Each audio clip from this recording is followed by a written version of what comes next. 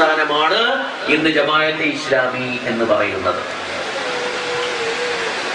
ജമാഅത്തെ ഇസ്ലാമി കേരളത്തിൽ മാത്രം പ്രവർത്തിക്കുന്ന ഒരു സംഘടനയല്ല.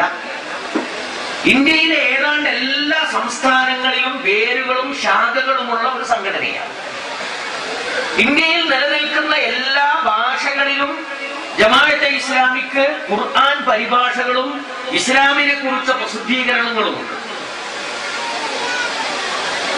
ദിനപത്രമായും ത്രൈദിനപത്രമായും വാരികയായും മാസികയായും ദ്വൈമാസികയായും ഒക്കെ ധാരാളം പ്രസിദ്ധീകരണങ്ങൾ ഇന്ത്യയിൽ നിലനിൽക്കുന്ന എല്ലാ ഭാഷകളിലും ജമാഅത്തെ ഇസ്ലാമി അച്ചടിച്ച് പ്രസിദ്ധീകരിച്ചുകൊണ്ടിരിക്കുന്നുണ്ട്.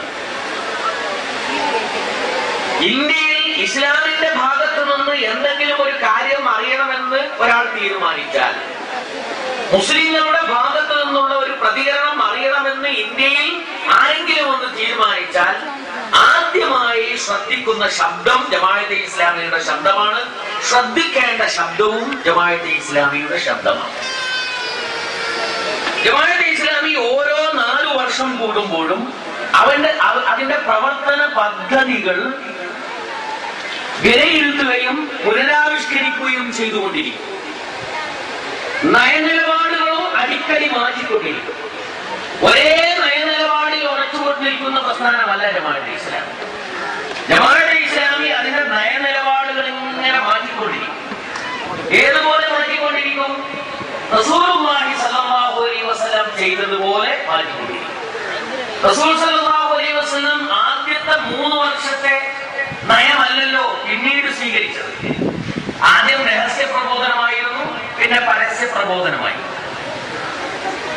അതിൽ തന്നെ വ്യത്യസ്ത കാലഘട്ടങ്ങളിൽ വ്യത്യസ്ത നിലപാടുകളല്ലേ സ്വീകരിച്ചത്. മക്ക ജീവിതത്തിലെ നയസമീപനങ്ങളല്ലല്ലോ മദീന ജീവിതത്തിൽ പുലർത്തിയത്. ബദർ യുദ്ധം വരെ ഒരു സമീപനം, ബദർ യുദ്ധത്തിന് ശേഷം ഹുദൈബിയ സന്ധി വരെ മറ്റൊരു സമീപനം, ഹുദൈബിയ സന്ധി മുതൽ മക്ക വിജയം വരെ മൂന്നാമതൊരു സമീപനം, മക്ക വിജയത്തിന് ശേഷം വേറെ സമീപനം. റസൂലുള്ളാഹി സ്വല്ലല്ലാഹു അലൈഹി വസല്ലമയുടെ ചരിത്രം പരിശോധിക്കുന്ന ആളുകൾക്ക് റസൂലുള്ളാഹി സ്വല്ലല്ലാഹു അലൈഹി വസല്ലം